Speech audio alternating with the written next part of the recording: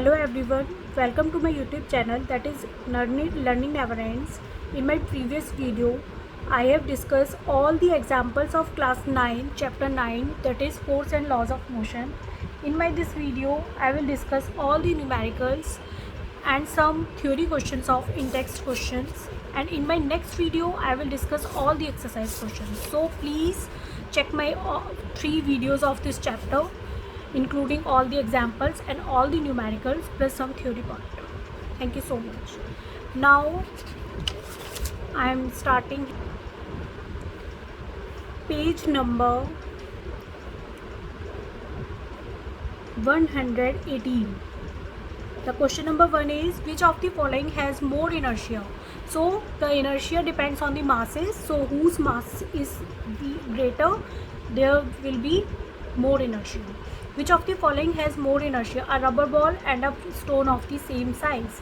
Means दोनों का size same है, तो stone, obviously stone has more mass than the rubber ball, so the stone has more inertia.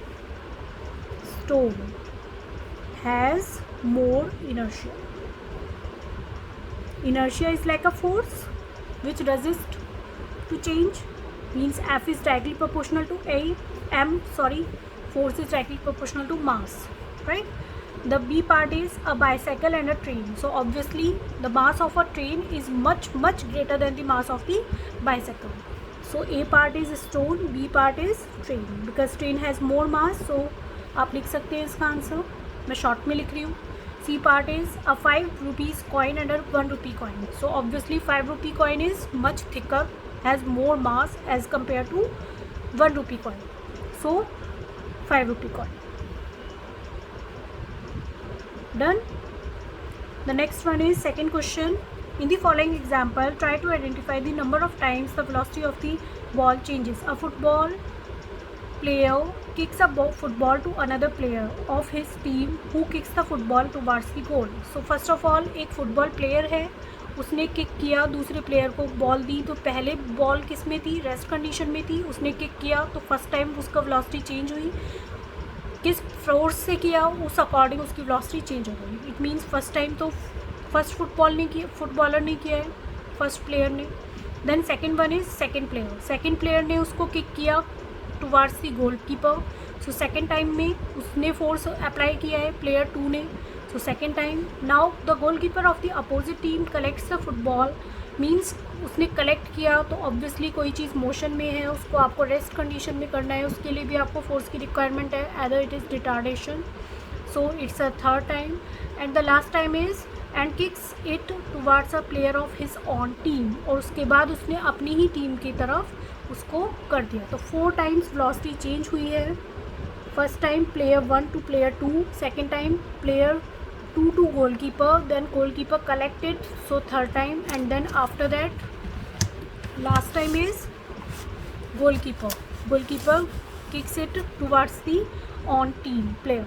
Right. So आप ये लिख सकते हैं. Now the third one is, अगर कोई प्रॉब्लम होगी लिखने में तो मुझे कमेंट सेक्शन में बताइएगा, मैं उसमें पूरा आंसर आपको लिखूँगी. The third one is, explain why some of the leaves may get detached from a tree if we vigorously shake its branch. तो एक ट्री है नॉर्मली, तो वो ट्री क्या होता है, पहले लॉ ऑफ इनर्शिया के अकॉर्डिंग उसकी लीव्स अच्छे से रहती हैं. एयर ज़्यादा होती है तो अच्छे से मूव करती हैं लीव्स, स्टेम. बट जब हम उसको विगरलेसली डिटैच करते हैं तो जो लॉ ऑफ इनर्शिया के अकॉर्डिंग बहुत टाइटली अटैच्ड होती हैं वो लीव्स तो वहाँ पर रिटेन रहती हैं. अदरवाइज जो लूजली अटैच्ड लीव्स हैं वो क्या हो जाती है, डिटैच्ड हो जाती हैं फ्रॉम द ट्री.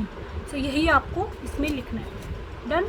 एग्जाम्पल्स मैं क्लियर कर देती हूँ because numericals are more important. Theory part आप कर लेंगे.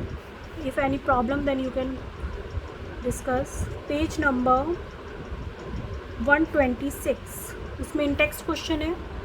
Third question, from a rifle of mass. First of all rifle and bullet. एक राइफल है और उसके अंदर एक बुलेट है. स्टार्टिंग में क्या होगी, दोनों ज़ीरो कंडीशन में होंगी. u is the initial velocity, u1 is the initial velocity of rifle and u2 is the initial velocity of bullet, so both are 0. From a rifle of mass 4 kg, a bullet of mass 50 gram is fired with an initial velocity of 35 meter per second.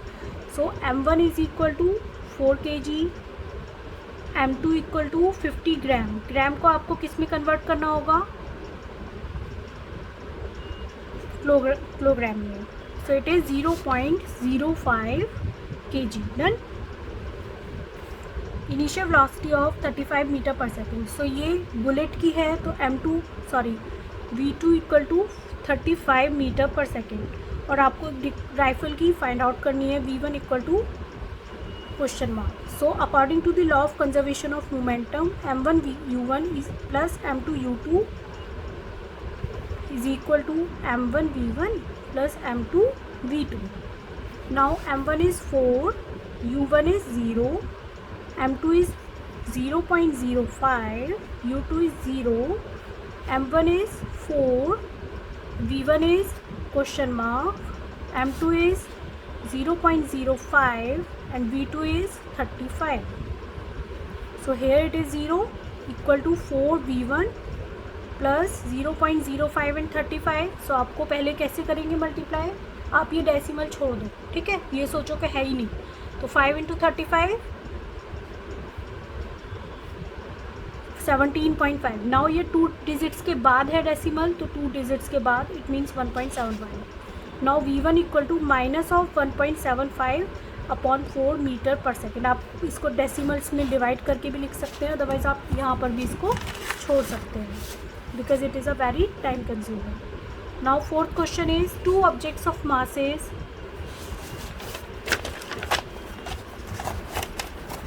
two objects of masses 100 gram and 200 gram means m1 equal to 100 gram and m2 equal to 200 gram are moving along the same line and direction with velocities this u1 equal to 2 and u2 equal to 1 meter per second. They collide and after the collision the first object moves at a velocity of v1 is equal to 1.67 meter per second and v2 is equal to question mark.